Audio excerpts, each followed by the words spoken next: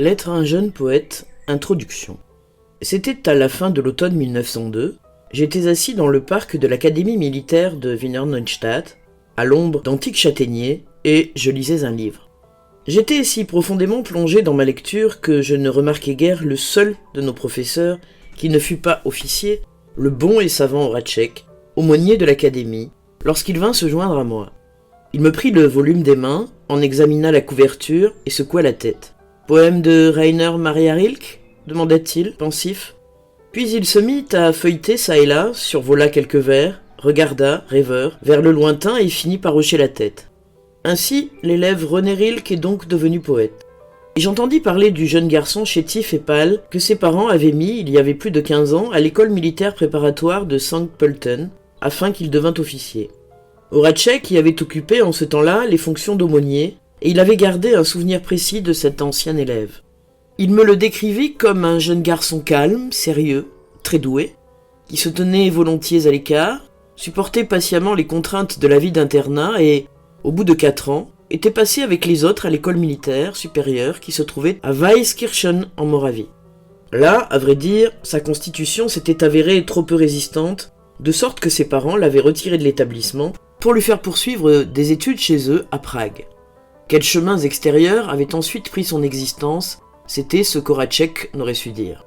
On comprendra sans doute après cela que je décidai sur l'heure d'envoyer à Rainer Maria Rilke mes essais poétiques en le priant de me donner son verdict.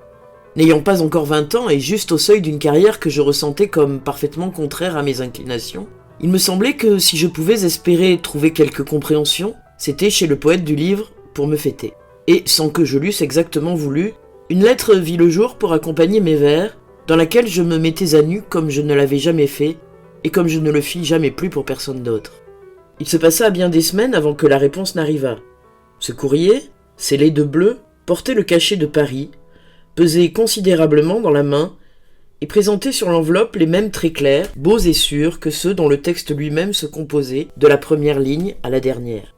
C'est ainsi que commença ma correspondance régulière avec Rainer Maria Rilke, qui dura jusqu'en 1908, puis se tarit peu à peu parce que la vie me faisait dériver vers des régions devant lesquelles la chaude, tendre et touchante sollicitude du poète avait justement voulu me mettre en garde. Mais cela n'a point d'importance. Ne sont importantes que les 10 lettres qui suivent, importantes pour la connaissance du monde dans lequel Rainer Maria Rilke a vécu et créé, importantes aussi pour bien des êtres en croissance et en devenir, aujourd'hui et demain. Et lorsqu'un grand parle, un unique, il ne reste au petit qu'à se taire. Berlin, juin 1929, Franz Xaver Capus. Paris, le 17 février 1903. Cher monsieur, votre lettre ne m'est parvenue qu'il y a quelques jours. Je tiens à vous remercier de la grande, de l'aimable confiance qu'elle manifeste. Je ne peux guère faire davantage. Je ne peux entrer dans une discussion sur la manière de vos vers. Toute intention critique est en effet trop éloignée de moi. Rien n'est moins capable d'atteindre une œuvre de l'art que des propos critiques. Il n'en résulte jamais que des malentendus plus ou moins heureux. Les choses, quelles qu'elles soient, sont moins saisissables et moins dissibles qu'on ne voudrait la plupart du temps nous le faire croire. La plupart des événements sont indicibles. Ils s'accomplissent dans un espace où jamais un mot n'a pénétré, et les plus indicibles de tous sont les œuvres de l'art, existence mystérieuse dont la vie, à côté de la nôtre, qui passe, est inscrite dans la durée. Après cette remarque liminaire, il ne m'est permis d'ajouter que ceci. Vos vers n'ont pas de manière propre, mais recèlent assurément, discrets et dissimulés, les débuts de quelque chose de personnel. C'est dans le dernier poème, Mon âme, que je ressens cela le plus distinctement. Là, quelque chose qui vous est propre cherche à trouver ses mots et sa musique. Et dans le beau poème à Léopardi, on voit peut-être s'élever une sorte de parenté avec ce grand solitaire. Malgré cela, ces poèmes ne sont encore rien en soi, rien d'autonome, pas même le dernier ni le poème à Léopardi. La lettre, pleine de bonté dont vous les avez accompagnés, ne manque pas de m'expliquer plus d'un défaut que j'avais senti à la lecture de vos vers, sans pouvoir, cependant, l'appeler par son nom. Vous demandez si vos vers sont bons. Vous me le demandez à moi. Vous l'avez auparavant demandé à d'autres. Vous les envoyez à des revues, vous les comparez à d'autres poèmes, et vous êtes agité quand certaines rédactions refusent vos tentatives. Eh bien, puisque vous m'avez autorisé à vous donner des conseils, Je vous prie de laisser tout cela. Vous regardez vers l'extérieur, et c'est justement cela, plus que tout au monde, qu'il vous faudrait éviter en ce moment. Personne ne peut vous conseiller ni vous aider, personne. Il n'y a qu'un moyen, un seul, rentrez en vous-même. Explorez le fond qui vous enjoint d'écrire. Vérifiez s'il étend ses racines jusqu'à l'endroit le plus profond de votre cœur. Répondez franchement à la question de savoir si, dans le cas où il vous serait refusé d'écrire, il vous faudrait mourir. C'est cela avant tout. Demandez-vous à l'heure la plus silencieuse de votre nuit. Suis-je contraint d'écrire? Creusez en vous-même jusqu'à trouver une réponse profonde. Et si elle devait être positive, s'il vous est permis de faire face à cette question sérieuse par un simple effort, j'y suis contraint, alors construisez votre vie en fonction de cette nécessité. Votre vie doit être, jusqu'en son heure la plus indifférente et la plus infime, signe et témoignage de cet irrépressible besoin. Puis, approchez-vous de la nature. Puis, tentez, comme si vous étiez le premier homme, de dire ce que vous voyez, ce que vous vivez, ce que vous aimez et ce que vous perdez. N'écrivez pas de poèmes d'amour. Fuyez pour commencer les formes qui sont trop courantes, trop ordinaires. Ce sont les plus difficiles, car il faut une grande force, parvenue à maturité, pour donner quelque chose qui vous soit propre, là où sont installées en foule de bonnes et parfois brillantes traditions. Aussi, réfugiez-vous loin des motifs généraux auprès de ceux que vous offre votre propre quotidien. Peignez vos tristesses et vos désirs, les pensées fugitives et la foi en quelque beauté. Peignez tout cela avec une ardente, silencieuse, humble sincérité, et servez-vous pour vous exprimer des choses qui vous entourent, des images de vos rêves et des objets de votre souvenir. Si votre quotidien vous paraît pauvre, ne l'accusez pas. Accusez-vous vous-même. Dites-vous que vous n'êtes pas assez poète pour en évoquer les richesses. Car pour celui qui crée, il n'y a pas de pauvreté, ni de lieu pauvre, indifférent. Et quand vous seriez vous-même dans une prison dont les murs ne laisseraient parvenir jusqu'à vos sens aucun des bruits du monde, n'auriez-vous pas encore votre enfance, cette richesse précieuse, royale, cette chambre forte des souvenirs? C'est vers elle qu'il vous faut tourner votre attention. Essayez de faire remonter les sensations enfouies de ce vaste passé. Votre personnalité s'affermira. Votre solitude s'agrandira pour devenir une demeure plongée dans la pénombre, d'où l'on entend passer au loin le bruit que font les autres. Et si ce mouvement vers l'intérieur, cette plongée dans votre propre monde, donne naissance à des vers, alors vous ne songerez pas à demander à qui que ce soit si ce sont de bons vers. Vous ne tenterez pas non plus d'intéresser des revues à ces travaux, car vous verrez en eux une propriété naturelle et qui vous est chère, une part et une voie de votre vie. Une œuvre d'art est bonne quand elle est issue de la nécessité. Elle est jugée par la nature de son origine et par rien d'autre. Aussi ne saurais-je, très cher monsieur, vous donner d'autres conseils que celui-ci. Rentrez en soi-même et sondez les profondeurs d'où jaillit votre vie. C'est à sa source que vous trouverez la réponse à la question de savoir si vous êtes contraint de créer. Prenez-la telle qu'elle est, sans argutie. Peut-être s'avérera-t-il que vous êtes appelé à être artiste. Alors, acceptez-en le destin et portez-le. Portez son fardeau et sa grandeur sans jamais demander aucun salaire qui puisse venir de l'extérieur. Car celui qui crée doit être pour lui-même tout un monde, et trouver toute chose en lui-même et dans la nature à laquelle il s'est lié. Mais peut-être devrez-vous aussi, après cette descente en vous-même, et dans votre solitude, renoncer à devenir poète. Il suffit, je l'ai dit, de sentir que l'on pourrait vivre sans écrire pour n'en avoir tout simplement pas le droit. Même alors, cependant, l'introspection à laquelle je vous invite n'aura pas été inutile. C'est à partir de là que, dans un cas comme dans l'autre, votre vie trouvera ses propres chemins, et je vous souhaite, plus que je ne saurais le dire, que ces chemins soient vastes, riches et bons. Que puis-je vous dire encore? Chaque point me semble avoir reçu l'accent qui lui revenait à bon droit. Et en fin de compte, je ne prétendais vous donner d'autre conseil que celui de vous développer en suivant, dans le calme et le sérieux, votre propre évolution. Vous ne sauriez la perturber plus violemment qu'en regardant vers l'extérieur et en attendant de l'extérieur une réponse à des questions auxquelles seul votre sentiment le plus intime, à son heure la plus recueillie, est peut-être capable d'en donner une. Ce fut une joie pour moi de trouver dans votre lettre le nom du professeur Horaček. Je conserve pour cet aimable savant une grande révérence et une gratitude que les années n'ont pas démentie. Voulez-vous, je vous prie, lui faire part de ses sentiments? Il a la grande bonté de se souvenir encore de moi, et j'en ressens tout le prix.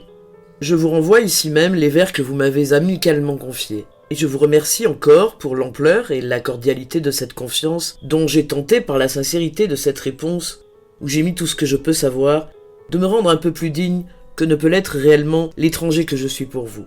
Avec tout mon dévouement et toute ma sympathie, Rainer Maria Rilke.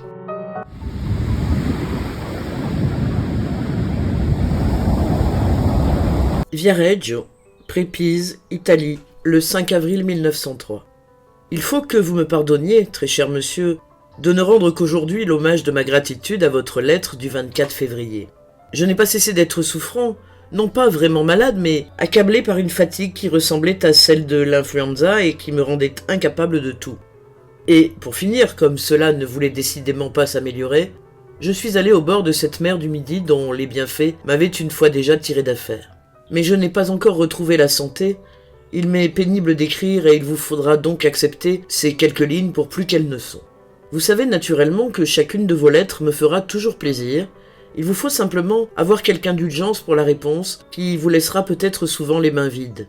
Car au fond, et justement dans les choses les plus profondes et les plus importantes, nous sommes abandonnés à une solitude sans nom.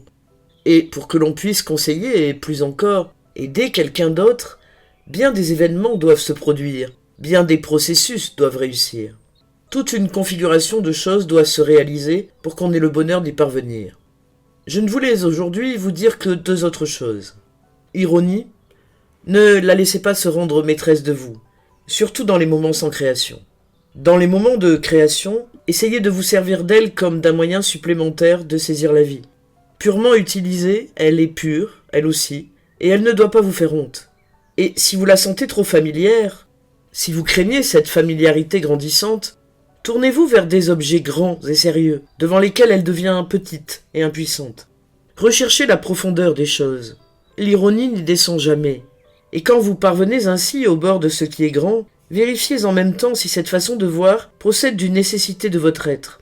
Car, sous l'influence de choses sérieuses, ou bien elle se détachera de vous, si elle n'est que quelque chose de contingent, ou bien, s'il est vrai qu'elle vous appartient comme quelque chose de réellement inné, elle gagnera en force pour devenir un outil sérieux qui ira prendre sa place dans la série des moyens avec lesquels vous devrez donner forme à votre art. Et la deuxième chose que je voulais vous dire aujourd'hui, la voici. Parmi tous mes livres, seuls quelques-uns me sont indispensables. 2 se trouvent même en permanence, où que je sois, au milieu des choses que je garde à portée de la main. Ils sont d'ailleurs ici, non loin de moi. La Bible, et les livres du grand poète danois Jan Peter Jacobsen. Il me vient à l'esprit que vous ne connaissez peut-être pas ses œuvres.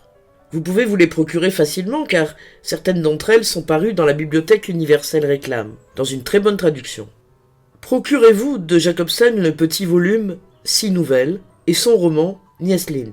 Et commencez dans le premier petit volume la première nouvelle qui s'appelle Mogens. Tout un monde descendra sur vous. Le bonheur, la richesse, l'incompréhensible grandeur de tout un monde. Vivez un moment dans ces livres. Apprenez d'eux ce qui vous semblera valoir d'être appris, mais surtout, aimez-les. Cet amour vous sera rendu des milliers et des milliers de fois, et, quoi que puisse devenir votre vie, cet amour, j'en suis sûr, traversera la trame de votre devenir comme l'un des fils essentiels parmi tous les fils de vos expériences, de vos déceptions et de vos joies. S'il me faut dire qu'il m'a permis de savoir quelque chose sur la nature de la création, sa profondeur et son éternité, je ne peux citer que 2 noms, celui de Jacobsen, ce grand poète, et celui d'Auguste Rodin, le sculpteur qui n'a pas son égal parmi les artistes aujourd'hui vivants. Et puisse la réussite vous accompagner sur vos chemins. Votre Rainer Maria Rilke.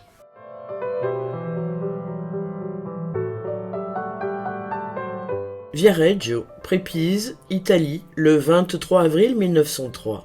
Votre lettre pascale, très cher monsieur, m'a donné beaucoup de joie, car elle disait à votre propos beaucoup de bonnes choses et la manière dont vous y parliez de ce grand art qui nous est cher de Jacobsen montre que je ne m'étais pas trompé en conduisant votre vie et les nombreuses questions qu'elle vous pose au bord de cette profusion.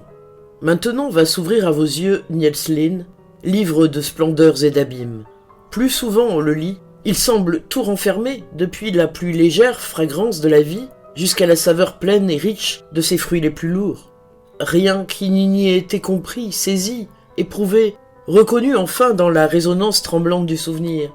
Rien de ce qui est vécu n'y est jugé trop infime, et le plus petit des événements s'y déploie comme un destin, et le destin lui-même est comme un vaste et merveilleux tissu où chaque fil, conduit par une main d'une infinie délicatesse, placé auprès d'un autre et tenu et porté par 100 autres fils. Vous allez éprouver le bonheur de lire ce livre pour la première fois, et vous irez à travers les innombrables surprises qu'il réserve comme dans un rêve nouveau. Mais je puis vous dire que plus tard encore, on traverse ces livres avec un étonnement toujours neuf, qu'ils ne perdent rien de leur pouvoir merveilleux, et n'abandonnent rien de la féerie dont ils submergent celui qui les lit pour la première fois.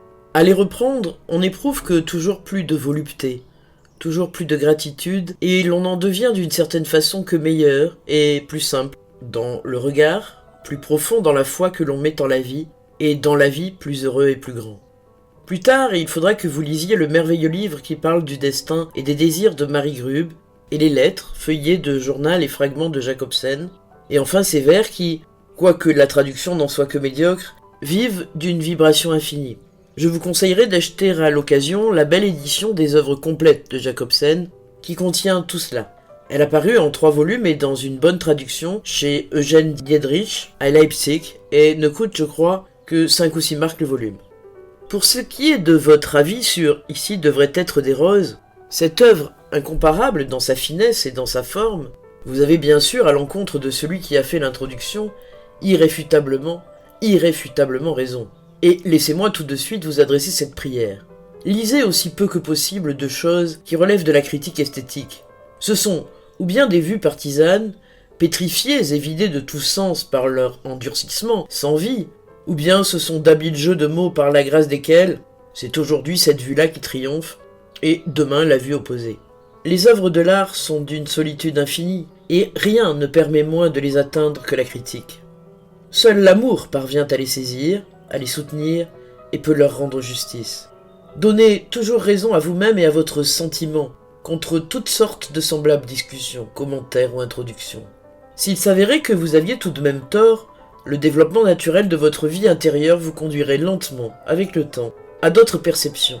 Laissez à vos jugements, sans la perturber, la calme évolution qui leur est propre et qui, comme tout progrès, doit venir des profondeurs intérieures et n'être pressé ni accéléré par rien. Tout n'est que porter à terme, puis mettre au monde. Laissez chaque impression et chaque germe de sentiment parvenir à maturité au fond de soi, dans l'obscurité, dans l'indicible, l'inconscient, l'inaccessible à l'entendement, et attendre avec une profonde humilité, une profonde patience, l'heure de l'accouchement d'une nouvelle clarté. Vivre dans l'art, c'est cela, et cela seul, pour comprendre aussi bien que pour créer.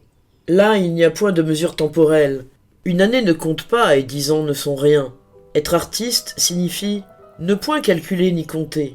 Mûrir comme l'arbre qui ne fait pas monter sa sève plus vite qu'elle ne va et se dresse avec confiance au milieu des tempêtes du printemps sans avoir peur que ne vienne aucun été. Il viendra. Mais il ne viendra que pour ceux qui sont patients, qui sont là comme s'ils avaient l'éternité devant eux, dans l'insouciance de son calme et de son immensité.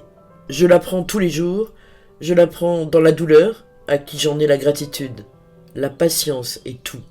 Richard Demel, l'impression que me font ces livres, comme, soit dit en passant, l'homme lui-même, que je connais un tout petit peu, c'est que, lorsque j'ai trouvé l'une de ces belles pages, je redoute toujours la suivante qui peut tout détruire et retourner en quelque chose d'indigne ce que l'on pouvait aimer. Votre formule, vivre et écrire en rut, le caractérise fort bien. Et il est vrai que l'expérience artistique est si incroyablement proche de l'expérience sexuelle, de sa douleur et de sa jouissance, que ces deux phénomènes ne sont en fait que deux formes différentes d'un seul et même désir et d'une seule et même félicité. Et si, au lieu de rut, on avait le droit de dire sexe, sexe dans toute la grandeur, l'ampleur, la pureté du mot, loin des suspicions que fait peser sur lui l'erreur des églises, l'art de Demel serait très grand et d'une importance infinie. Sa force poétique est grande, elle est puissante comme un instinct primitif, elle porte en elle des rythmes propres qui ne reculent devant rien et elle jaillit de lui comme un torrent des montagnes. Mais il semble que cette force ne soit pas toujours tout à fait sincère, ni sans pause. Mais c'est là aussi l'une des plus difficiles épreuves qu'est à subir celui qui crée. Il lui faut toujours rester cet inconscient qui n'a pas la moindre idée de ses meilleures vertus s'il ne veut pas les priver de leur candeur et de leur virginité. Et puis, lorsque cette force, après avoir grondé à travers tout son être, parvient aux choses du sexe, elle ne trouve pas un homme aussi pur qu'elle en aurait besoin. Il n'y a point là un monde sexuel tout à fait mûr ni pur, mais un monde qui, pour n'être pas assez humain, n'est que viril, qui n'est que rude, ivresse sans repos, et sur lequel pèsent tous les vieux préjugés, toutes les arrogances que le mal a fait peser sur l'amour en le défigurant. C'est parce qu'il n'aime qu'en mal, et non en être humain, qu'il y a dans son appréhension du sexe quelque chose d'étroit, d'apparemment sauvage, haineux, temporel, privé d'éternité, qui diminue son art et le rend ambigu et douteux. Cet art n'est pas sans tache, il porte la marque du temps et de la passion, et il n'en survivra et n'en restera que peu de choses. Mais il en va ainsi de la plus grande partie de l'art. On peut cependant tirer une joie profonde de ce qui est grand en lui, pourvu qu'on ne s'y perde pas en devenant spectateur de ce monde d'Émélien, si infiniment angoissé, plein d'adultère et de confusion, bien éloigné des destinées réelles qui font plus souffrir que ces morosités inscrites dans le temps, mais offrent aussi plus d'occasions de grandeur et plus de courage pour aller vers l'éternité. S'agissant enfin de mes livres, ce serait de grand cœur que je vous enverrai tous ceux auxquels vous pourriez prendre tant soit peu de plaisir. Mais je suis très pauvre, et mes livres, sitôt qu'ils ont été publiés, ne m'appartiennent plus. Je suis dans l'incapacité de les acheter moi-même et de les offrir, comme j'aimerais si souvent le faire à ceux qui pourraient leur manifester de l'affection. Aussi je note pour vous sur un billet les titres et les éditeurs de mes derniers livres parus, les plus récents. J'en ai sans doute publié en tout quelques 12 ou 13, contraint que je suis de vous laisser le soin, très cher monsieur, d'en commander certains à l'occasion. J'aime à savoir mes livres entre vos mains. Adieu, votre Rainer Maria Rilke.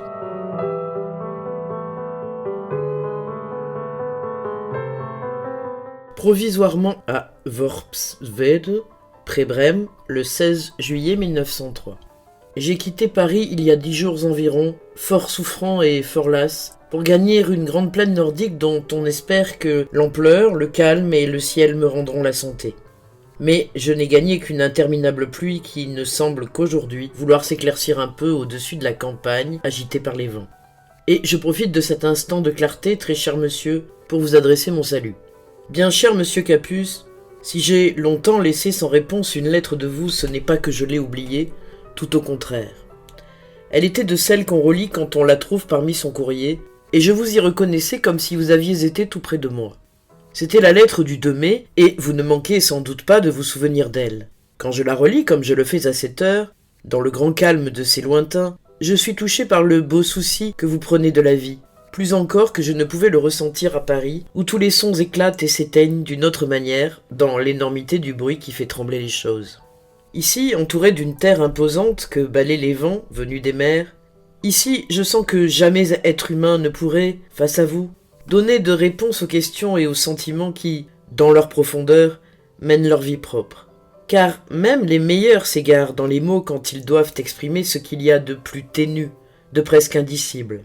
Mais je crois cependant que vous n'en serez pas réduit à demeurer sans solution si vous en tenez à des choses qui ressemblent à celles où se reposent en ce moment mes yeux.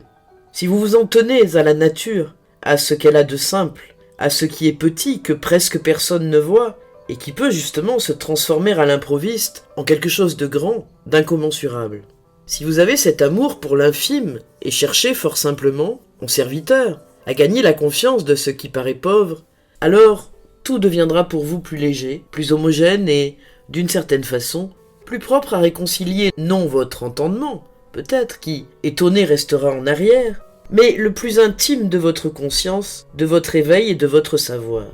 Vous êtes si jeune, si antérieur à tout commencement, que j'aimerais vous prier, autant qu'il est en mon pouvoir, très cher monsieur, d'avoir de la patience envers tout ce qu'il y a de non résolu dans votre cœur, et d'essayer d'aimer les questions elles-mêmes comme des chambres verrouillées, comme des livres écrits dans une langue très étrangère. Ne partez pas maintenant à la recherche de réponses qui ne peuvent pas vous être données parce que vous ne pourriez pas les vivre. Et ce dont il s'agit, c'est de tout vivre. Vivez maintenant les questions. Peut-être alors, cette vie peu à peu, un jour lointain, sans que vous le remarquiez, vous fera-t-elle entrer dans la réponse? Peut-être portez-vous effectivement en vous-même cette capacité à donner forme, à modeler, comme une façon de vivre particulièrement bienheureuse et pure.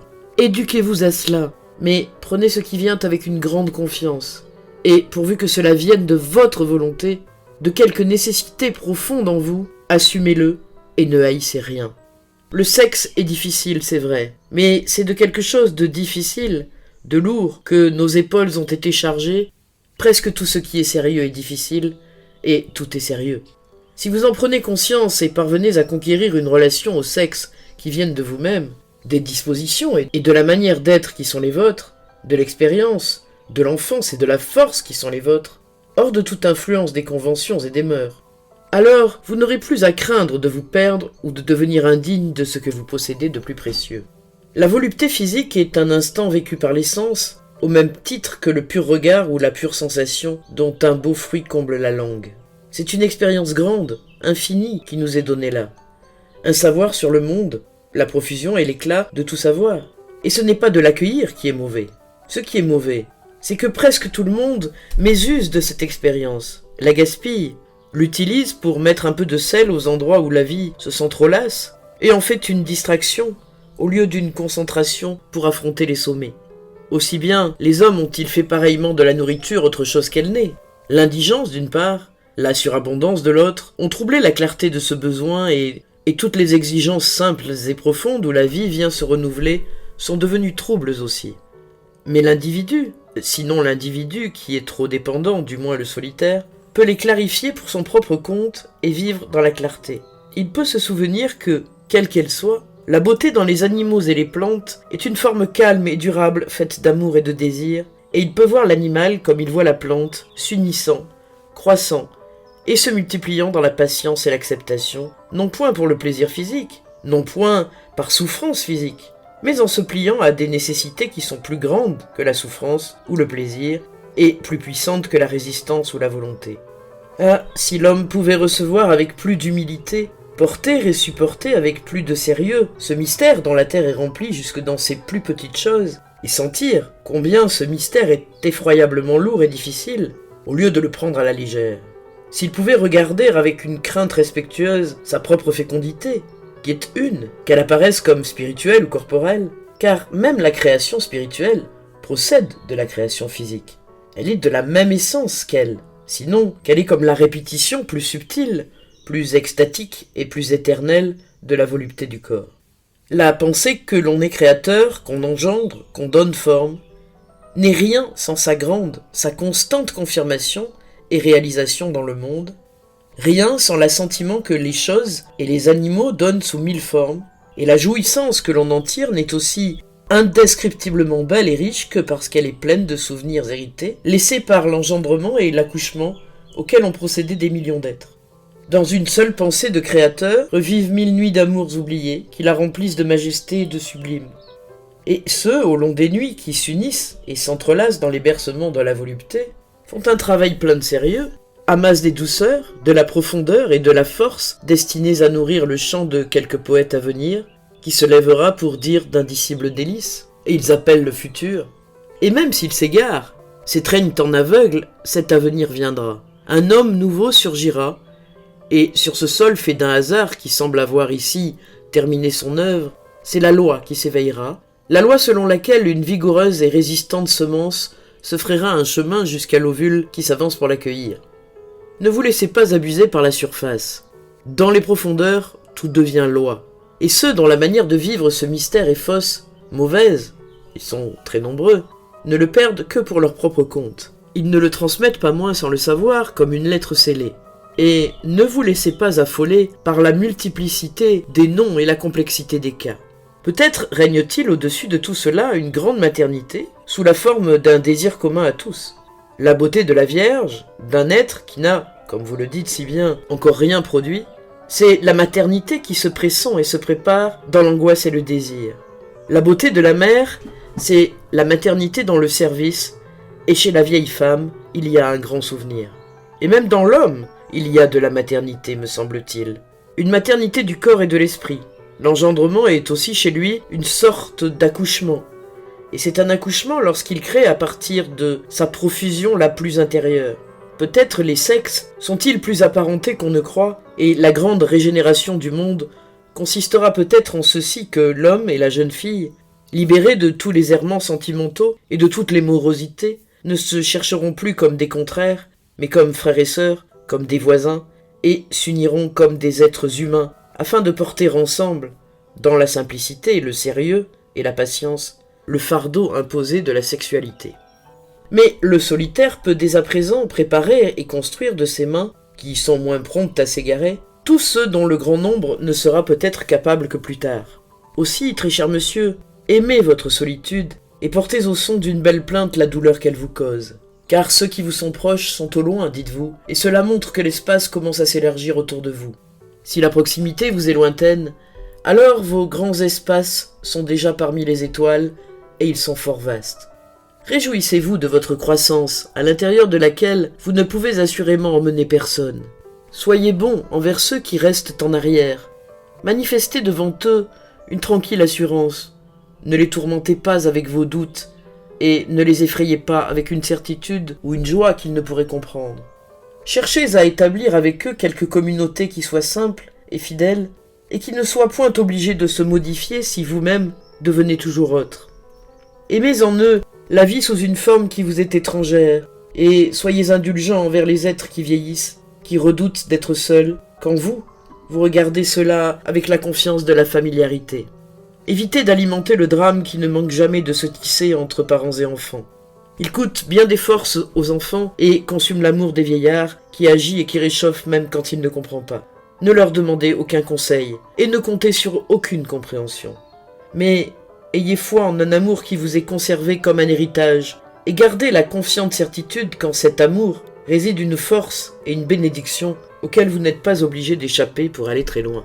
Il est bon que vous débouchiez dans l'immédiat sur un métier qui vous rendra indépendant et vous renverra totalement à vous-même, à tous égards. Attendez patiemment de savoir si les profondeurs les plus intimes de votre vie se sentent bridées par la forme de ce métier.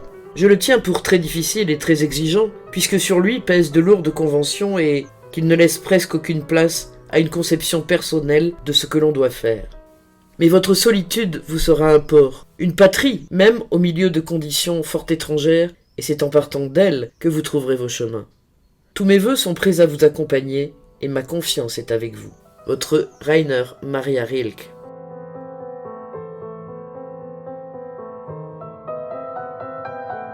Rome, le 29 octobre 1903. Très cher monsieur, j'ai reçu votre lettre du 29 août à Florence, et ce n'est que maintenant, au bout de 2 mois, que je vous en donne des nouvelles. Veuillez me pardonner ce retard, mais je n'aime guère écrire des lettres quand je suis en voyage, car j'ai besoin pour cela d'autre chose que des instruments strictement nécessaires. Un peu de calme, de solitude, et une heure qui ne soit point trop étrangère à cette activité. Nous sommes arrivés à Rome il y a environ 6 semaines, à un moment où c'était encore la Rome déserte, brûlante, à la sombre réputation de fièvre, et cette circonstance, jointe à des difficultés pratiques d'installation, a contribué à faire en sorte que l'agitation ne voulut point finir autour de nous et que pesa sur nos épaules le sentiment d'être des étrangers, auquel s'ajoutait celui de ne pas avoir de patrie. Au surplus, Rome, quand on ne la connaît pas encore, donne les premiers jours une impression de tristesse écrasante, à cause de l'atmosphère de musée qu'elle exhale, grise et sans vie, de la profusion de ces passés que l'on a tirés au jour, que l'on maintient péniblement debout, et dont se nourrit un présent minuscule, de l'insondable surestimation entretenue par les érudits, les philologues, et copiée par les adeptes de l'inévitable voyage en Italie, l'insondable surestimation de toutes ces choses défigurées, en putréfaction, qui ne sont au fond rien d'autre que les restes fortuits d'un autre temps et d'une vie qui n'est pas et ne doit pas être la nôtre.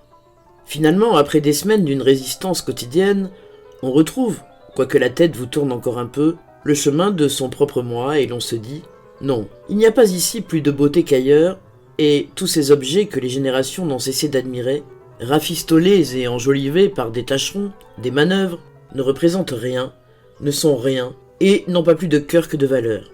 Mais il y a ici beaucoup de beauté parce qu'il y a beaucoup de beauté partout. Des eaux, pleines d'une vie sans limite, accourent au fil des aqueducs anciens pour venir danser sur les nombreuses places de la ville, par-dessus des vasques de pierre blanche, s'étaler dans de larges et spacieux bassins, chuinter pendant le jour et élever leur chuintement à la face de la nuit, qui est ici grande, étoilée et douce du souffle des vents. Et il y a des jardins, d'inoubliables allées et des escaliers imaginés par Michel-Ange, des escaliers bâtis sur le modèle des eaux qui se laissent glisser, dont la large descente fait naître une marche de l'autre comme la vague de la vague. Ce sont ces impressions-là qui permettent de se rassembler, de se reconquérir en échappant à la multiplicité dévorante qui parle, qui bavarde, et comme elle est loquace, et d'apprendre lentement à reconnaître les très rares choses dans lesquelles perdure une éternité que l'on peut aimer, et une solitude à laquelle on peut prendre part en silence. J'habite encore en ville, sur le Capitole, non loin de la plus belle statue équestre que l'art romain nous ait laissée, celle de Marc Aurèle. Mais, dans quelques semaines, je vais aménager dans un lieu simple et calme, une vieille terrasse perdue tout au fond d'un grand parc, à l'abri de la ville, de son bruit et de ses aléas. J'y habiterai tout l'hiver en savourant le grand calme dont j'attends qu'il m'offre le présent de bonnes heures bien remplies. De cet endroit où je serai davantage chez moi, je vous écrirai une plus longue lettre, où il sera encore question de la vôtre. Pour aujourd'hui, je me contenterai de vous dire, et peut-être n'est-ce pas bien de ma part que de ne pas l'avoir fait plus tôt, que le livre, annoncé par votre lettre, et qui devait contenir des travaux de vous, n'est pas arrivé ici. Vous est-il revenu peut-être, car on ne peut pas faire suivre des paquets vers l'étranger. C'est la meilleure des hypothèses, et j'aimerais en avoir confirmation. J'espère qu'il ne s'est pas perdu, ce qui ne serait pas exceptionnel étant donné le fonctionnement de la poste italienne, hélas. Ce livre aussi, comme tout ce qui me donne des nouvelles de vous, je l'aurais accueilli avec plaisir. Et les vers qui auront vu le jour entre-temps, je les lirai toujours, si vous me les confiez. Je les relirai et les vivrai aussi bien et avec autant de cœur que je le pourrai. Recevez mes vœux et mes salutations. Votre Rainer Maria Rilke. Rome, le 23 décembre 1903. Mon cher monsieur Capus, il ne sera pas dit que vous n'aurez pas eu un salut de ma part au moment où Noël approche et où votre solitude au beau milieu de la fête sera plus lourde à porter que d'ordinaire. Mais si vous vous apercevez alors qu'elle est grande, réjouissez-vous. Car que serait, c'est la question qu'il faut vous poser, une solitude qui n'aurait rien de grand? Il n'y a qu'une solitude. Elle est grande et n'est pas légère à porter. Et presque tous connaissent un jour ces heures où ils l'échangeraient volontiers contre la plus quelconque, la plus banale, la plus facile des communautés, contre l'apparence d'une harmonie aussi infime soit-elle avec le premier venu, le plus indigne. Mais peut-être sont-ce là précisément les heures où la solitude grandit, car sa croissance est douloureuse comme la croissance des jeunes garçons et triste comme le début des printemps. Mais cela ne doit pas vous égarer. Ce qui est nécessaire se résume à ceci: solitude, grande solitude intérieure. Rentrer en soi-même et ne rencontrer personne pendant des heures. Voilà ce à quoi il faut pouvoir parvenir. Être solitaire comme on était solitaire, enfant, quand les adultes allaient et venaient dans un entrelac de choses qui semblaient importantes et grandes, parce que les grands paraissaient plongés et que l'on ne comprenait rien à ce qu'ils faisaient. Mais quand on voit un jour combien leurs occupations sont pauvres, leur métier sclérosé, n'ayant plus aucun lien avec la vie, pourquoi dès lors ne pas continuer, comme un enfant, à les regarder comme quelque chose d'étranger, depuis les profondeurs de son propre monde, depuis l'immensité de sa propre solitude, qui est elle-même un travail, un rang, un métier? Pourquoi vouloir échanger la sage absence de compréhension d'un enfant contre la résistance et le mépris, puisque ne pas comprendre, c'est rester solitaire, alors que résister et mépriser, c'est encore prendre part à ceux dont, par ces moyens, on prétend se séparer. Pensez, très cher monsieur, au monde que vous portez en vous, et donnez à cette pensée le nom qui vous plaira, souvenir de votre propre enfance, ou désir qui vous pousse vers votre propre avenir. Soyez attentifs, en tout cas, à ce qui se lève en vous, et mettez-le au-dessus de tout ce que vous remarquez autour de vous. Ce qui advient au plus profond de vous est digne de tout votre amour. C'est à cela que vous devez consacrer votre travail, au lieu de perdre trop de temps et d'ardeur à éclaircir votre position vis-à-vis des hommes. Qui vous dit d'ailleurs que vous en avez une? Je sais que votre métier est dur et qu'il vous contrarie extrêmement. Je prévoyais vos plaintes et savais qu'elles viendraient. Maintenant qu'elles sont venues, je ne peux pas vous tranquilliser. Je peux seulement vous conseiller de réfléchir en vous demandant si tous les métiers ne sont pas comme cela, pleins d'exigences, d'hostilité à l'égard de l'individu, imbibés en quelque sorte par la haine de ceux qui se sont résignés, dans une rancœur muette, à la sécheresse du devoir. La condition dans laquelle vous êtes maintenant forcé de vivre n'est pas plus accablée de conventions, de préjugés ni d'erreurs que toutes les autres. Et s'il y en a qui affichent plus de liberté, il n'y en a aucune qui, en elle-même, offre assez d'ampleur et d'espace, et soit en rapport avec les grandes choses dont se compose la vie réelle. Seul l'individu qui est solitaire est soumis comme une chose aux lois profondes, et quand l'un d'eux sort dans le matin qui se lève, ou plonge le regard dans le soir qui est tout événement, quand il sent ce qui est en train d'advenir, toute condition l'abandonne comme elle abandonne un mort, alors qu'il ne baigne que dans la vie. Les expériences qui sont actuellement imposées à l'officier que vous êtes, très cher monsieur Capus, se seraient fait sentir de la même façon dans tous les métiers existants. Et même si, en dehors de toute position, vous n'aviez cherché avec la société qu'un contact léger et autonome, ce sentiment d'oppression ne vous aurait pas été épargné. Il en va de même partout. Mais ce n'est pas une raison pour se laisser aller à l'angoisse ou à la tristesse. S'il n'y a point de communauté entre les hommes et vous, essayez d'être proche des choses qui ne vous abandonneront pas. Les nuits sont encore là, et les vents qui traversent les arbres et balayent de nombreux pays. Parmi les choses et les animaux encore, tout est plein de ce qui advient, et à quoi il vous est permis de prendre part. Et les enfants sont encore tels que vous avez vous-même été, enfant, aussi tristes et aussi heureux. Et lorsque vous pensez à votre enfance, vous vivez à nouveau parmi eux, parmi les enfants solitaires, et les adultes ne sont rien, et votre dignité est sans valeur. Et si c'est pour vous un sujet d'angoisse, une torture que de penser à l'enfance, à la simplicité et au calme qu'elle évoque, parce que vous ne croyez plus en un Dieu qui est partout présent, alors demandez-vous, très cher monsieur Capus, si vous avez réellement perdu Dieu. N'est-ce pas bien plutôt que vous ne l'avez jamais possédé? Car à quel moment aurait-ce été le cas? Croyez-vous qu'un enfant puisse le soutenir, lui, que des hommes faits ne portent qu'avec peine et dont le poids écrase les vieillards? Croyez-vous que celui qui l'a réellement puisse le perdre comme un petit caillou? Ou ne croyez-vous pas que celui qui l'aurait ne pourrait plus qu'être perdu par lui? Mais si vous reconnaissez qu'il n'était pas en votre enfance, ni auparavant, si vous avez le pressentiment que le Christ a été trompé par son désir, et Mahomet abusé par son orgueil, et si vous sentez avec terreur qu'il n'est pas non plus en ce moment, au moment même où nous parlons de lui, qu'est-ce qui vous autorise à regretter comme un être du passé, et à chercher comme s'il était perdu, celui qui n'a jamais été? Pourquoi ne pensez-vous pas qu'il est celui qui vient, qui est devant nous de toute éternité, qui est à venir, l'aboutissement est le fruit d'un arbre dont nous sommes les feuilles? Qu'est-ce qui vous retient de rejeter sa naissance dans les temps en gestation et de vivre votre vie comme un jour douloureux et beau dans l'histoire d'une immense grossesse? Ne voyez-vous donc pas que tout ce qui advient est encore et toujours commencement? Et ne pourrait-ce pas être son commencement, puisqu'enfin, tout début est en soi d'une si grande beauté? S'il est le plus parfait, ne doit-il pas y avoir quelque chose de plus petit avant lui, afin qu'il puisse choisir dans la profusion et la surabondance? N'est-ce pas lui qui doit être le dernier s'il faut que tout soit contenu en lui? Et quel sens aurions-nous si celui dont nous avons soif avait déjà été? De même que les abeilles composent le miel, de même nous allons prendre en chaque chose ce qu'il y a de plus doux et nous le construisons. C'est même avec l'infime, avec l'insignifiant, pourvu qu'il advienne dans l'amour, que nous débutons, avec le travail et le repos qui le suit, avec le silence qu'on garde ou une petite joie solitaire, avec tout ce que nous faisons seuls, sans partisans ni participants, que nous le commençons, lui, que notre vie ne verra pas plus que celle de nos ancêtres ne nous a vus. Et pourtant, ils sont en nous, ceux qui s'en sont allés depuis longtemps. Ils sont nos dispositions, ils pèsent sur notre destin, ils sont le sang qui gronde en nous et le geste qui monte des profondeurs du temps. Existe-t-il quelque chose qui puisse vous enlever l'espoir d'être un jour en lui, le lointain des lointains, l'extrême des extrêmes? Fêtez Noël, cher monsieur Capus, dans le pieux sentiment qu'il a peut-être, justement, besoin de votre angoisse devant la vie pour commencer.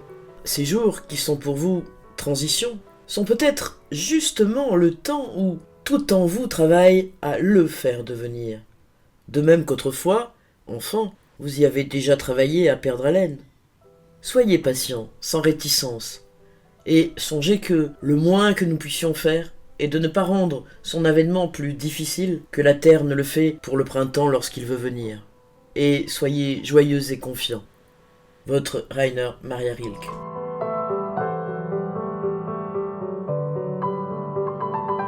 Rome, le 14 mai 1904. Mon cher monsieur Capus, il s'est passé beaucoup de temps depuis que j'ai reçu votre dernière lettre. Ne m'en tenez pas rigueur, ce sont d'abord le travail, ensuite des dérangements, enfin une mauvaise santé, qui m'ont chaque fois empêché de vous faire une réponse qui, je le voulais, devait témoigner à vos yeux de jours tranquilles et bons. Je me sens à présent un peu rétabli. Ici aussi, le début du printemps, avec ses sauts capricieux et mauvais, s'est fait durement sentir. Et je parviens enfin, cher monsieur Capus, à vous envoyer mon salut pour vous dire en même temps, aussi bien que j'en sois capable, et je le fais de très bon cœur, 2 ou 3 choses en réponse à votre lettre. Vous le voyez, j'ai recopié votre sonnet car j'ai trouvé qu'il était beau, simple, et né dans une forme où il se meut avec une fort tranquille correction. Ce sont les meilleurs vers de vous qu'il m'ait été donné de lire. Voici donc que je vous remets cette copie parce que je sais que cela est important, que cela est plein d'une expérience nouvelle lorsqu'on retrouve son propre travail dans une écriture étrangère. Lisez ces vers comme s'ils vous étaient étrangers, et vous sentirez au plus profond de vous combien ce sont les vôtres. J'ai eu plaisir à relire souvent ce sonnet et votre lettre. Soyez remerciés pour les 2. Et ne vous laissez pas égarer, dans votre solitude, par le fait qu'il y a quelque chose en vous qui souhaite lui échapper. C'est ce souhait, justement, si vous l'utilisez avec calme, souverainement, comme un outil, qui vous aidera à élargir votre solitude à la taille d'un vaste pays. Les gens, à l'aide de conventions, ont tout résolu dans le sens de la légèreté, de la facilité, en allant même vers ce qu'il y a de plus léger dans la légèreté. Or, il est clair que nous devons nous tenir à ce qui est lourd, difficile. Tout ce qui vit s'y tient. Tout dans la nature croît, se défend selon son espèce, et quelque chose de particulier en partant de soi-même, tente de l'être à tout prix et malgré toutes les résistances. Nous savons peu de choses, mais ce qui est une certitude, et elle ne nous abandonnera pas, c'est que nous devons nous tenir à ce qui est difficile et lourd. Il est bon d'être solitaire, car la solitude est difficile. Qu'une chose soit difficile doit être pour nous une raison supplémentaire de l'accomplir. Aimer aussi est bon, car l'amour est difficile. S'aimer, d'être humain à être humain, voilà peut-être la tâche la plus difficile qui nous soit imposée, l'extrême, la suprême épreuve et preuve, le travail en vue duquel tout autre travail n'est qu'une préparation. C'est pourquoi les jeunes gens qui sont débutants en tout ne peuvent pas encore aimer. Il faut qu'ils apprennent. Il faut que, de tout leur être, de toute leur force rassemblée autour de leur cœur solitaire, angoissé, qui cherche à jaillir, ils apprennent à aimer. Or, l'apprentissage est toujours un long temps d'enfermement, si bien que l'amour est ainsi repoussé loin dans le temps, jusqu'au cœur de la vie. Solitude, isolement encore plus intense et plus profond pour celui qui aime. Aimer n'a d'abord rien d'une absorption, d'un abandon, ni d'une union avec l'autre. Car que serait l'union de choses qui ne sont pas éclaircies, ne sont pas achevées, ne sont pas encore mises en ordre? C'est une sublime occasion pour l'individu de mûrir, de devenir quelque chose en lui-même, de devenir un monde, de devenir, pour l'amour d'un autre, un monde pour lui-même.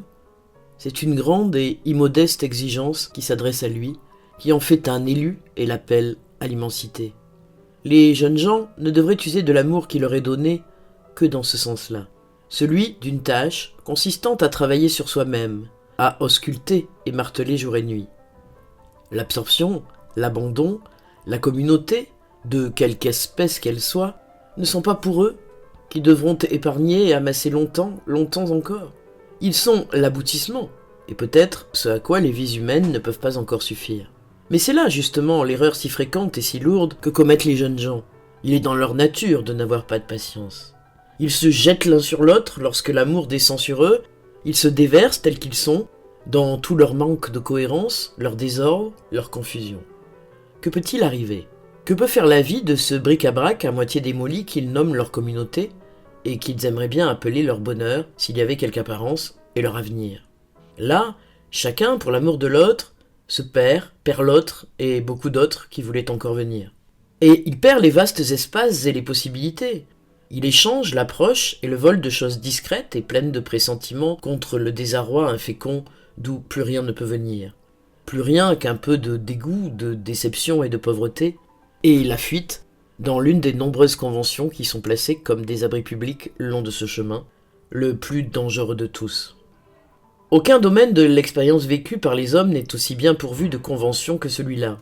On y trouve des ceintures de sauvetage de l'invention la plus variée, des canots, des flotteurs. Les vues de la société ont su créer des échappatoires de toutes sortes, car comme elle avait tendance à prendre la vie d'amour pour une distraction, il fallait aussi qu'elle l'aménageât de manière à la rendre simple, peu coûteuse, sûre et sans danger, comme le sont les divertissements publics. Certes, bien des jeunes gens qui aiment comme il ne faut pas, c'est-à-dire en se contentant de s'abandonner et en fuyant la solitude, et le gros en restera toujours là, ressentent l'accablement d'un ratage, et veulent aussi rendre vital et fécond à leur manière propre, personnelle, l'état dans lequel ils sont tombés par hasard. Car leur nature leur dit que, moins encore que toutes les autres choses importantes, les questions de l'amour ne peuvent être résolues par l'ordre public, ni par tel ou tel consensus. Que ce sont des questions qui impliquent de tout près deux êtres humains, et qui nécessitent une réponse à chaque fois nouvelle, particulière, exclusivement personnelle. Or, comment ceux qui se sont déjà jetés l'un dans l'autre, qui ne se distinguent, ne se délimitent plus, qui donc ne possèdent plus rien en propre, pourraient-ils trouver une issue en partant d'eux-mêmes des profondeurs d'une solitude qu'ils ont déjà galvaudée?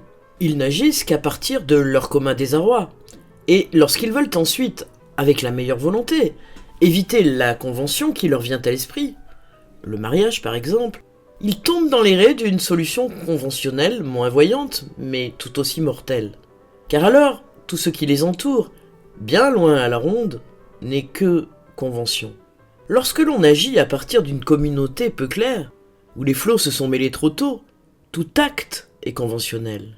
Toute relation issue de cette confusion, aussi inhabituelle, c'est-à-dire au sens courant aussi immorale qu'elle soit, a sa convention. À vrai dire, même la séparation serait là une démarche conventionnelle, une décision de hasard, impersonnelle, qui n'aurait ni force ni fruit. Celui qui regarde ces choses avec sérieux constatera que, comme pour la mort, qui est difficile, personne, pour le difficile amour, ne peut donner de l'extérieur ni lumière, ni solution, ni signe, ni sentier. Et pour ces deux tâches que nous portons, et transmettons dans leur enveloppe sans la décacheter, on ne parviendra pas à trouver de règles communes reposant sur une entente générale. Mais, au fur et à mesure que nous commencerons à nous essayer à la vie en tant qu'individus, nous rencontrerons ces grandes choses, nous, individus, à une plus grande proximité. Les exigences que ce lourd travail de l'amour impose à notre développement ne sont pas à la mesure d'une vie, et les débutants que nous sommes ne sont pas à leur hauteur. Mais si nous tenons bon, si nous prenons cet amour sur nos épaules comme un fardeau et un apprentissage, au lieu de nous perdre au jeu de la facilité et de la frivolité derrière lequel les humains se sont dissimulés pour échapper à ce qu'il y a de plus sérieux dans le sérieux de leur existence, alors peut-être un petit progrès, un soulagement seront-ils sensibles à ceux qui viendront longtemps après nous. Ce ne serait pas rien. Nous commençons à peine en effet à considérer qu'avec un regard objectif, dénué de préjugés, la relation d'un être humain à un autre individu et nos tentatives pour vivre ces rapports ne peuvent s'appuyer sur aucun modèle antérieur.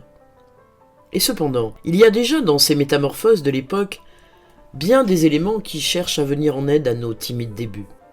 Si la jeune fille et la femme, dans le nouvel épanouissement qui leur est propre, imitent la manière et les mauvaises manières des hommes et reprennent les métiers des hommes, ce ne sera que passager. Une fois passée l'incertitude de ces temps de transition, on verra que les femmes n'auront traversé cette multiplicité et cette succession de déguisements, bien souvent ridicules, qu'afin de purifier leur être le plus propre des influences de l'autre sexe qui le défigurait. Les femmes, en qui la vie séjourne et loge avec plus d'immédiateté, de fécondité et de confiance, n'ont pu faire autrement que de devenir des êtres au fond plus mûrs, des humains plus humains que l'homme, qui, léger, n'est tiré en dessous de la surface de la vie par le poids d'aucun fruit de son corps, et qui, dans la suffisance et la précipitation, sous-estime ce qu'il croit aimer. Cette humanité de la femme portée à son terme dans les douleurs et les humiliations apparaîtra au grand jour lorsque les métamorphoses de sa condition extérieure lui auront permis de se dépouiller des conventions qui la réduisent à la seule féminité, et les hommes qui ne le sentent pas venir seront surpris par leur défaite. Un jour, et des signes qui ne trompent pas parlent et brillent dès à présent, surtout dans les pays nordiques, un jour, la jeune fille sera là.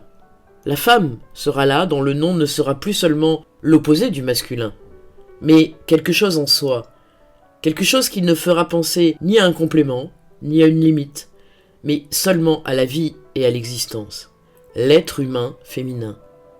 Ce progrès transformera, tout à fait contre la volonté des hommes dans un premier temps, qui seront dépassés, notre manière de vivre l'amour, plongée aujourd'hui dans un total égarement, il la transformera de fond en comble, en fera une relation comprise comme celle d'un être humain à un être humain, et non plus d'un homme à une femme.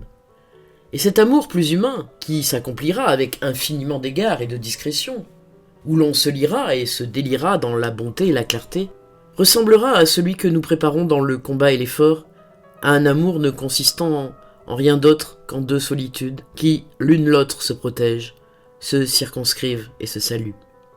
Ceci encore, n'allez pas croire que ce grand amour qui a été mis sur vos épaules quand vous étiez petit garçon se soit perdu.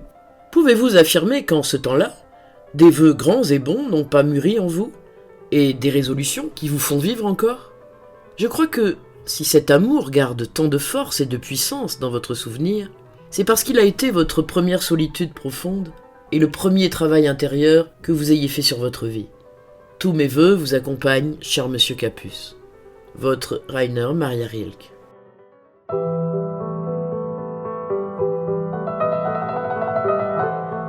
Borgebygard, Flädi, Suède, le 12 août 1904. Je voudrais à nouveau vous parler un moment, cher monsieur Capus, bien que je ne puisse pratiquement rien dire qui vous soit de quelque secours, et fort peu de choses qui vous soient utiles. Vous avez eu de nombreuses et grandes tristesses. Elles se sont enfuies. Et vous dites que ce passage, cette fugacité même, a été difficile et contrariante pour vous. Mais demandez-vous, je vous en prie, si ces grandes tristesses ne vous ont pas bien plutôt traversé en plein milieu.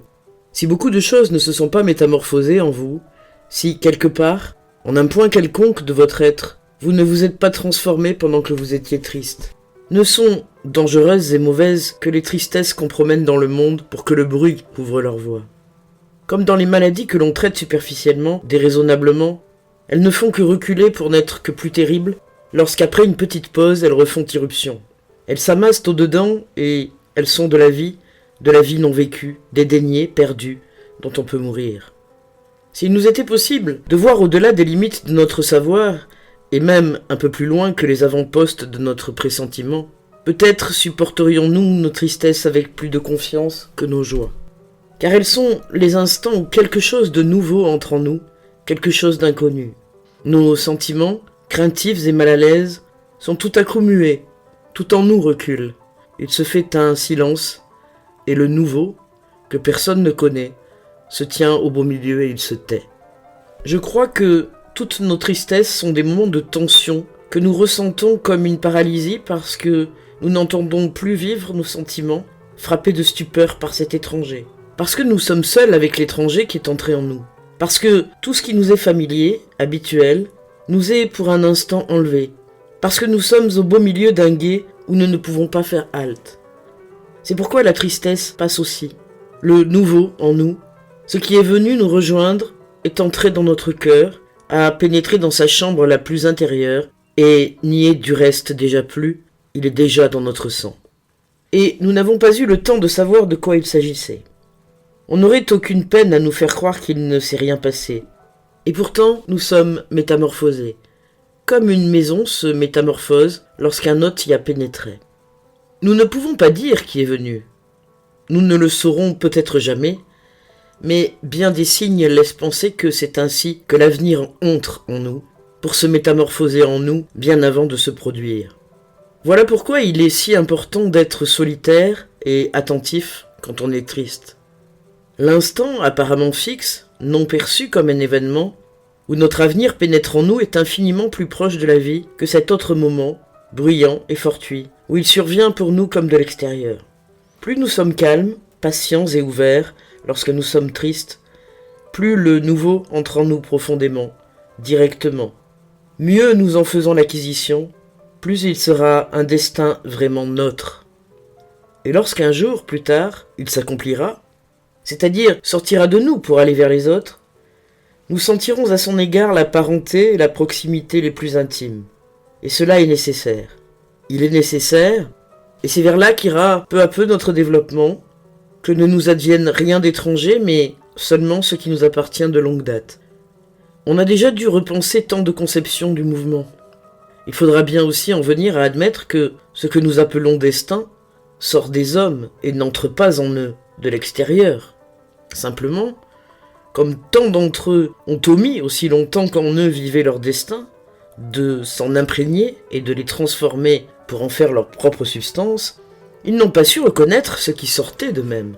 Cela leur était si étranger que, dans l'affolement de la terreur, ils ont cru que cela venait à peine d'entrer en eux, car ils pouvaient jurer qu'il n'y avait auparavant jamais trouvé rien de semblable. De même qu'on s'est longtemps trompé sur le mouvement du soleil, de même on se trompe encore sur le mouvement de ce qui vient. L'avenir est fixe, cher monsieur Capus. C'est nous qui sommes en mouvement dans un espace infini. Comment notre condition ne serait-elle pas difficile? Et si nous parlons à nouveau de solitude, il est de plus en plus clair qu'elle n'est en fait rien qu'il nous soit loisible de choisir ou de laisser. Nous sommes seuls. On peut se donner le change et faire comme s'il n'en était pas ainsi, mais pas plus. Or, combien ne vaut-il pas mieux reconnaître que nous le sommes, et même partir précisément de là? Alors, assurément, nous serons pris de vertige, car tous les points sur lesquels notre regard avait l'habitude de se reposer nous sont enlevés. Il n'y a plus rien de proche, et tout ce qui est lointain est à une distance infinie. Celui qui, sortant de sa chambre, serait, presque sans transition ni préparation, transporté au sommet d'une haute montagne, éprouverait à coup sûr une sensation analogue. Une insécurité sans pareille, l'impression d'être livré à quelque chose qui n'a pas de nom, manquerait de l'anéantir. Il penserait tomber ou se croirait projeté dans l'espace, ou se sentirait éclaté en mille morceaux. Quel énorme mensonge son cerveau ne devrait-il pas inventer pour rattraper ses sens et s'en expliquer l'état? C'est de la même manière que se transforment, pour celui qui devient solitaire, toutes les distances, toutes les mesures. Parmi ces transformations, beaucoup se produisent brutalement, et, comme pour l'homme sur la montagne, naissent alors de singulières illusions, des sensations étranges qui semblent prendre une ampleur dépassant tout ce qui est supportable. Mais il est nécessaire que nous vivions aussi cela. Nous devons accepter notre existence aussi loin qu'elle puisse aller. Tout, même l'inouï, doit y être possible. C'est là, au fond, le seul courage que l'on exige de nous. Être assez courageux pour accueillir ce qui peut venir à notre rencontre de plus étrange, de plus extravagant, de plus inexplicable. La lâcheté des hommes à cet égard a causé à la vie des dommages sans limite. Les expériences vécues que l'on nomme apparitions, tout ce que l'on appelle le monde des esprits, la mort, toutes ces choses qui nous sont si apparentées, ont été à tel point expulsées de la vie par une résistance quotidienne que les sens avec lesquels nous pourrions les saisir se sont atrophiés. Ne parlons pas de Dieu. Mais la peur de l'inexplicable n'a pas seulement appauvri l'existence de l'individu, elle a aussi confiné les relations d'être humain à être humain, les a en quelque sorte tirés du lit d'un fleuve d'infinies possibilités, pour les laisser sur une friche de la grève à laquelle rien n'advient. Car cela n'est pas dû à la seule paresse. Si les rapports entre les humains se répètent d'un cas à un autre avec la même indicible monotonie, et dans une absence totale de renouvellement, cela est dû à la crainte de tout vécu nouveau, imprévisible, qu'on ne se croit pas de taille à affronter. Or, seul celui qui s'attend à tout, qui n'exclut rien, pas même ce qu'il y a de plus énigmatique, vivra sa relation à l'autre comme quelque chose de vivant, et, de son côté, épuisera sa propre existence. Car si nous nous représentons cette existence de l'individu comme un espace plus ou moins grand, il apparaît que la plupart ne connaissent qu'un petit coin de leur espace, une place près de la fenêtre, une étroite bande de sol où ils font les 100 pas. Cela leur donne une certaine sécurité. Et pourtant, combien plus humaine est la périlleuse insécurité qui, dans les histoires de Poe, pousse les prisonniers à reconnaître à tâtons les formes de leurs effroyables cachots, à ne pas rester étrangers aux terreurs indicibles de l'endroit où ils séjournent. Nous ne sommes pas des prisonniers. On n'a placé autour de nous ni trappe, ni nœud coulant, et il n'y a rien qui doive nous faire peur ni nous tourmenter. Nous sommes placés dans la vie comme dans l'élément qui nous correspond le mieux, et une adaptation poursuivie pendant des millénaires, au surplus, nous a rendus si semblables à cette vie que, si nous nous tenons quoi, un heureux mimétisme fait que nous ne nous distinguons pratiquement pas de tout ce qui nous entoure. Nous n'avons aucune raison d'avoir de la méfiance envers le monde qui est le nôtre, car il n'est pas contre nous. S'il contient des terreurs, ces terreurs sont les nôtres. Des abîmes, ces abîmes nous appartiennent. S'ils présentent des dangers, nous devons essayer de les aimer. Et pourvu que nous réglions notre vie sur le principe qui nous conseille de toujours nous en tenir à ce qui est lourd, difficile, Ce qui nous apparaît aujourd'hui encore comme la chose la plus étrangère deviendra ce que nous aurons de plus familier et de plus fidèle. Comment oublier les vieux mythes qui sont au commencement de tous les peuples? Ces mythes qui nous parlent de dragons métamorphosés à l'instant ultime en princesses. Peut-être tous les dragons de notre vie sont-ils des princesses qui n'attendent que le moment de nous voir beaux et courageux? Peut-être tous les effrois ne sont-ils au fond du fond qu'une impuissance qui demande notre aide? Aussi, cher monsieur Capus, ne devez-vous pas vous effrayer quand une tristesse se lève devant vous, si grande que jamais vous n'en aviez vu de pareille? Si une inquiète agitation, comme la lumière et l'ombre des nuages, parcourt vos mains et tout ce que vous faites, il vous faut penser alors que quelque chose se passe en vous, que la vie ne vous a pas oublié, qu'elle vous tient dans sa main, elle ne vous laissera pas tomber. Pourquoi voudriez-vous exclure de votre vie quelque anxiété, quelque douleur, quelque mélancolie que ce soit, puisque vous ignorez quel est le travail que ces états accomplissent en vous? Puisque vous savez bien que vous êtes au milieu de transition, et que vous ne souhaitiez rien tant que de vous transformer. S'il y a quelque chose de maladif dans les processus qui agissent en vous, songez que la maladie est le moyen par lequel l'organisme se libère de ce qui lui est étranger. Il faut au contraire l'aider à être malade, à couver jusqu'au bout sa maladie, jusqu'à ce qu'elle éclate, car c'est un progrès pour lui. Il se passe en ce moment tant de choses en vous, cher monsieur Capus. Il vous faut être patient comme un malade et assuré comme un convalescent, car vous êtes peut-être les deux. Et plus encore, vous êtes le médecin qui doit veiller sur lui-même. Mais il y a, au cours d'une maladie, bien des jours où le médecin ne peut rien faire d'autre qu'attendre. Et à présent, c'est avant tout cela que vous avez à faire, en tant que votre propre médecin. Ne vous observez pas trop. Ne tirez pas de conclusions trop rapides de ce qui vous arrive. Laissez-le simplement arriver. Sans quoi, vous n'auriez que trop tendance à jeter un regard réprobateur, c'est-à-dire moral, sur votre passé, qui a naturellement sa part dans tout ce qui vous advient actuellement. Ce dont vous vous souvenez et que vous condamnez n'est pas ce qui, des égarements, des souhaits, des désirs du petit garçon que vous étiez, agit maintenant en vous. Les conditions exceptionnelles d'une enfance solitaire et désemparée sont si difficiles, si compliquées, livrées à tant d'influences et en même temps si isolées de toutes les réalités de la vie, que lorsqu'un vice y pénètre, on ne doit pas se hâter de l'appeler un vice. Les noms demandent d'une manière générale une grande prudence. C'est si souvent sur le nom d'un crime que se brise une vie, non sur l'acte lui-même, qui était personnel, n'avait pas de nom et constituait peut-être une nécessité bien précise pour cette vie à laquelle il pourrait s'intégrer sans peine. Et la dépense d'énergie ne vous paraît si grande que parce que vous surestimez la victoire. Ce n'est pas elle, la grande chose que vous pensez avoir menée à bien, quoique votre sentiment ne vous trompe pas. Ce qui est grand, c'est qu'il y eut déjà là quelque chose que vous avez pu mettre à la place de ce mensonge, quelque chose de vrai et de réel. Sans cela, votre victoire n'aurait été qu'une réaction morale, sans grande signification, alors qu'ainsi, elle est devenue une étape de votre vie. De votre vie, cher monsieur Capus, à laquelle je pense en formant tant de vœux. Vous rappelez-vous combien cette vie désirait sortir de l'enfance pour rejoindre les grands? Je la vois maintenant qui désire quitter les grands pour rejoindre les plus grands. C'est pourquoi elle ne cesse pas d'être difficile, mais c'est aussi pourquoi elle ne cessera pas non plus de grandir. Et si je peux encore vous dire une chose, c'est celle-ci.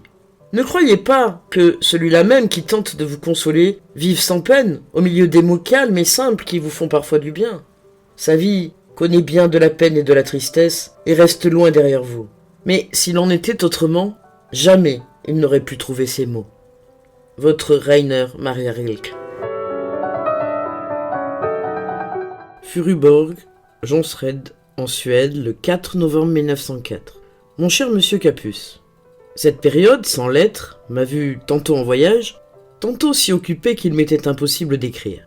Et aujourd'hui encore, écrire m'est difficile parce qu'il m'a déjà fallu écrire tant de lettres que ma main est fatiguée. Si je pouvais dicter, je vous dirais beaucoup de choses, mais puisqu'il en est ainsi, acceptez ces quelques mots en échange de votre longue lettre. Je pense souvent à vous, cher monsieur Capus, et je me concentre si bien en formant des vœux à votre adresse que cela ne devrait pas manquer de vous aider en quelque manière. Mes lettres peuvent-elles être une aide? Il m'arrive souvent d'en douter. Ne dites pas « oui, c'en est une ». Accueillez-les tranquillement, sans trop de gratitude, et attendons ce qui vous voudra bien venir. Il n'est peut-être pas utile que je m'étende sur chacun de vos propos, car ce que je pourrais dire sur votre penchant au doute ou sur l'incapacité où vous êtes de mettre en harmonie votre vie intérieure et votre vie extérieure, ou sur tout ce qui vous oppresse encore, n'est rien d'autre que ce que je vous ai déjà dit. Toujours le même souhait que vous trouviez en vous-même assez de patience pour supporter et assez de candeur pour avoir la foi. Que vous puissiez acquérir toujours plus de confiance envers ce qui est difficile et envers votre solitude au milieu des autres. Et pour le reste, laissez la vie vous arriver. Croyez-moi, la vie a raison dans tous les cas. Et à propos des sentiments, sont purs tous les sentiments qui vous rassemblent et vous élèvent. Est impur le sentiment qui n'implique qu'une face de votre être et par là vous déforme. Tout ce que vous pouvez penser à l'égard de votre enfance est bon. Tout ce qui fait de vous plus que vous n'étiez dans vos meilleures heures est juste. Toute exaltation est bonne si elle est dans la totalité de votre sang. Si elle n'est ni ivresse, ni au trouble, mais joie claire dont on voit le fond. Comprenez-vous ce que je veux dire? Et votre doute peut devenir une qualité si vous l'éduquez. Il doit acquérir un savoir. Il doit se transformer en critique. Demandez-lui, chaque fois qu'il veut vous gâcher quelque chose, pourquoi cette chose est laide. Exigez de lui des preuves. Mettez-le à l'épreuve lui-même, et vous le trouverez peut-être désemparé, dans l'embarras, mais peut-être aussi révolté. Mais ne cédez pas. Exigez des arguments et agissez ainsi chaque fois, avec vigilance et logique. Le jour viendra où, de destructeur qu'il était, il deviendra l'un de vos meilleurs ouvriers, peut-être le plus intelligent de tous ceux qui construisent votre vie. C'est là, cher monsieur Capus, tout ce que je suis en mesure de vous dire aujourd'hui. Mais je vous envoie en même temps le tiré à part d'un petit texte qui vient de paraître dans la Deutsche Arbeit de Prague. Là, je continue à vous parler de la vie et de la mort, et de ceci que l'une et l'autre sont grandes et magnifiques. Votre Rainer Maria Rilke. Paris, le 2e jour de Noël 1908. Il faut que vous sachiez, cher monsieur Capus, combien j'ai été content de recevoir cette belle lettre de vous. Les nouvelles que vous me donnez, redevenues réelles et exprimables, me semblent bonnes, et plus je réfléchissais à cela, plus je les trouvais bonnes en effet. C'est pour le soir de Noël, à vrai dire, que je voulais vous écrire cela. Mais le travail au milieu duquel, cet hiver, je vis à de multiples titres et sans interruption, et cause que cette fête ancestrale est si vite arrivée qu'il ne m'est guère resté de temps pour m'acquitter des préparatifs nécessaires, et beaucoup moins encore pour écrire. Mais j'ai souvent pensé à vous en ces jours de fête, et j'ai imaginé le calme où vous devez être plongé dans votre forteresse solitaire, au milieu des montagnes désertes, sur lesquelles se jettent ces grands vents du sud, comme pour les engloutir à grande bouchée. Il faut qu'il soit immense, le calme où trouvent place pareils bruits et pareils mouvements, et lorsqu'on songe qu'à tout cela s'ajoute encore, se mêle encore, la présence et le grondement de la mer lointaine, le son le plus intérieur peut-être dans cette harmonie préhistorique, on ne peut que vous souhaiter de laisser avec confiance, patiemment, travailler en vous cette grandiose solitude qui ne se laissera jamais effacer de votre vie, qui œuvrera de manière décisive, continuellement et en silence, dans tout ce que vous avez encore à vivre et à faire, un peu comme le sang des ancêtres se meut sans cesse en nous et se mêle à notre propre sang pour composer l'être unique, non reproductible que nous sommes à tous les méandres de notre vie. Oui, je me réjouis de savoir que vous êtes accompagné par cette existence solide, traduisible en mots, cet uniforme, ce service, toutes ces choses saisissables et délimitées qui, dans un tel environnement, avec une garnison peu nombreuse et tout aussi isolée, acquièrent un sérieux et une nécessité, prennent, au-delà de ce que le métier des armes a d'un jeu et d'un passe-temps, la signification d'une application de la vigilance et non seulement autorise, mais précisément éduque l'autonomie de l'attention. Que nous soyons dans des conditions qui travaillent à nous construire, qui nous placent d'une fois à l'autre devant de grandes choses de la nature, c'est là tout le nécessaire. L'art, lui aussi, n'est qu'une manière de vivre, et l'on peut, pour ainsi dire, en vivant sans le savoir, se préparer à lui. Dans toute activité réelle, on est plus proche, plus voisin de lui qu'en exerçant ces irréelles professions semi-artistiques qui, au moment même où elle donne l'illusion d'être proche de l'art, nie en pratique tout art, et lui porte atteinte, comme le font par exemple tout ce qui est journalisme, presque toute la critique, les 3/4 de ce qui porte le nom ou prétend porter le nom de littérature. Je me réjouis, en un mot, de savoir que vous avez échappé au péril de tomber dans ce piège et que vous êtes solitaire et courageux au milieu d'une rude réalité. Puisse l'année qui vient vous y maintenir et vous y conforter. Toujours votre Rainer Maria Rilke.